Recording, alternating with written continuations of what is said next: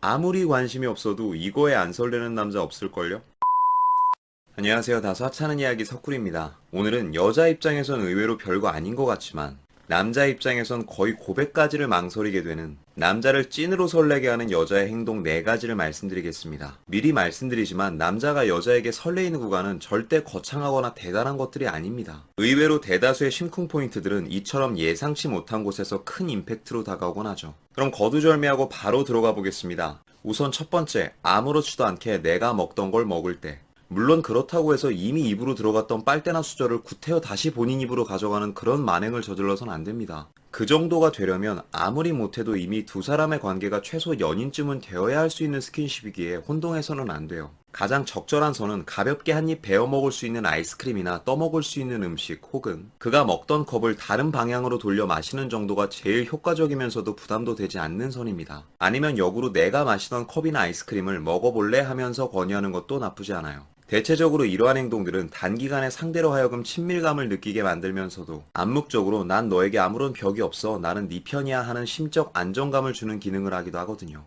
대신 이 스킬을 쓰기 위해선 이미 두 사람 사이에 적당한 친분이 쌓여 있어야 수월하다는 점 기억해 두시기 바래요. 조급한 마음에 아직 친하지도 않으면서 대뜸 그의 음식에 손을 댄다면 그 남자는 그냥 낯선 여자에게 나의 식량을 뺏겼다라는 느낌만 받게 할 수도 있으니 조심하시기 바랍니다. 아니 그럼 아직 많이 친하지 않은 단계에서는 할 수 있는 태도가 아무것도 없는 것이냐? 없긴 왜 없겠습니까? 여기 있지. 바로 두 번째 가겠습니다. 두 번째, 인스타나 푸사에 나와 관련된 사진을 올릴 때. 첫 번째와 다르게 이 행동은 굳이 쪽팔림을 무릅쓴다거나 큰 용기를 내지 않아도 매우 손쉽게 접근하여 은근한 의미부여를 주고 빠질 수 있는 일거양득의 행동입니다. 꼭 그 사람과 단둘이 찍은 사진을 올리는 1차원적인 방법 이외에도 그가 추천해준 물건 혹은 책을 구매해 올린다거나 사탕이나 젤리처럼 작더라도 그에게 받은 무언가가 있다면 그것을 푸사나 인스타에 걸어두는 것만으로도 충분히 의미심장한 느낌을 주게 할 수 있습니다. 서로에게 해당하는 접점이 있다면 그 무엇이라도 상관없어요. 그가 딱 그 사진을 보고 아, 이건 나와 관련된 사진이다 하는 느낌만 줄 수 있다면 뭐든. 그리고 이러한 행동 최대의 장점은 한번 그런 사진을 올려 그의 이목을 끄는데 성공했다면 그 다음부턴 굳이 그 사람과 관련된 사진을 올리지 않아도 한동안 당신의 푸사와 인스타 스토리는 그 사람의 관심 대상이 되기 쉽다는 점이에요. 신기하죠? 이러한 상황을 두고 전문가들은 호감을 시각화하는 데 성공했다고 해요.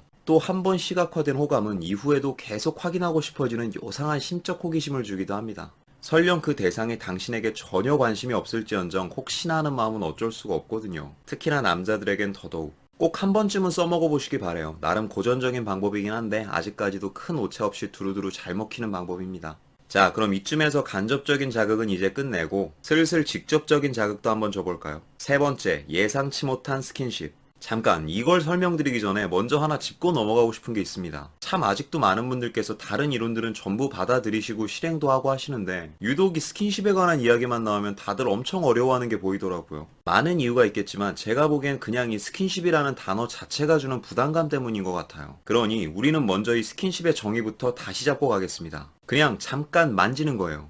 말이 이상한데? 다시 그냥 가벼운 터치 정도로만 여기시면 좋겠네요. 스킨십이라고 해서 막 다 들이대고 껴안고 뽀뽀하고 하는 그런 추태를 부리라는 게 아닙니다. 어깨나 팔, 손등이나 무릎에 한해서만 잠깐 툭 치는 정도면 돼요. 예를 들어서 적절한 타이밍에 하이파이브의 모션을 취한다거나 웃긴 상황 혹은 공감되는 상황에서 가볍게 그의 무릎을 짚고 웃는다거나 분위기가 좀 화기애애하게 흘러가는 술자리라면 과감하게 어깨에 손을 올리는 것까지 시도해보셔도 좋습니다. 물론 상대는 아무 일도 없었다는 듯 연기를 하고 있겠지만 사실 가족이 아닌 이상 이성 간에 오가는 터치에 그 어떤 반응도 오지 않는 사람은 드물거든요. 얼굴은 평온해도 사실 온 신경은 당신이 잡고 있는 어깨로 향하게 되는 겁니다. 대신 이 터치를 쓸 때는 웬만하면 빨리 가져갔다 가져오는 걸 추천드려요. 오래도록 머무는 스킨십보다는 찰나에 왔다가 뭐야 할 때쯤 사라지는 터치가 더욱 큰 여운을 남기는 법이거든요. 그리고 꼭 분위기 봐가면서 자연스럽게 하세요. 너무 이 터치 타이밍만 노리고 있다 보면 터치 외의 모든 순간은 전부 다 부자연스러워지는 함정에 빠질 수도 있으니 조심하셔야 돼요. 자, 그럼 이제 슬슬 마무리로 그에게 비추어질 이미지도 조금 손을 볼까요? 네 번째, 프로페셔널한 모습 연출하기. 더 정확하게 말하면 자신의 일을 열심히 하거나 일을 사랑하는 듯한 워커홀릭의 모습을 보여주는 건데 사실 이는 정말 쉽지 않은 모습이죠. 세상에 자신이 먹고 살기 위해 하는 일을 사랑할 정도로 삶의 만족도가 높은 사람은 의외로 드물거든요. 뭐 그렇대도 상관은 없습니다. 이미지야 연출하면 되는 거니까요.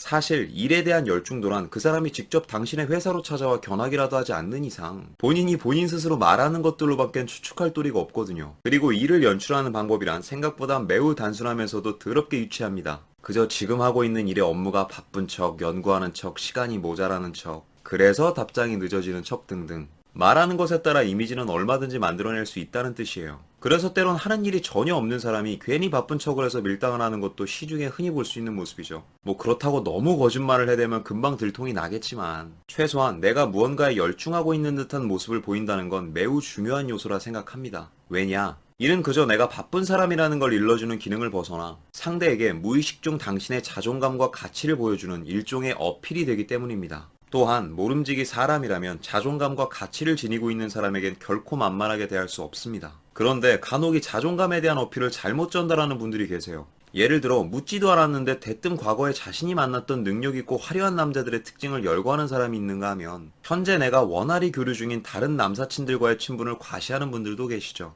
뭐 재회를 하기 위한 기술을 쓸 때는 종종 이런 식의 어필도 필요할 때가 있습니다. 아예 잘못된 건 아니에요. 그러나 아직 나와 뚜렷한 관계가 형성되기 전인 사람을 대할 때는 오히려 저런 식의 어필이 역효과를 줄 때가 훨씬 더 많습니다. 그러니 일단 우리가 이 시점에 건드릴 수 있는 가장 위험 부담이 적음과 동시에 호불호가 갈리지 않는 어필이 바로 이 일에 대한 프로페셔널함이라는 거죠. 물론 이건 앞서 설명드린 다른 방법들에 비해 한두 번에 바로 입질이 오는 건 아니지만 상대에게 나는 너 말고도 집중해야 할 다른 나의 삶이 있다라는 걸 보여주는 것만큼이나 가치를 만들어내는 일도 없기에 현재 썸 단계에 계신 분들이라면 지금부터 꾸준히 밑밥 깔아두세요. 끝으로 다가가는 과정이라고 해서 너무 어렵게만 생각하지 마시기 바랍니다. 오늘 말씀드린 저 행동들만 천천히 시도해도 누군가에게 색다른 의미를 주는 것 정도는 충분히 가능합니다. 그러니 시작부터 너무 거창하게 마음먹지 마시고 현재 지금 바로 할 수 있는 것들부터 차근차근 시전을 해서 어느새 스르르 그의 마음에 스며드는 치명적인 여러분이 되시기 바랍니다. 그럼 오늘은 여기까지. 오늘도 영상이 마음에 드시는 분들은 여기 있는 사진 한번 눌러주시고 구독과 좋아요, 알림 설정 부탁드릴게요. 아프지 말고 삽시다. 석구리였습니다.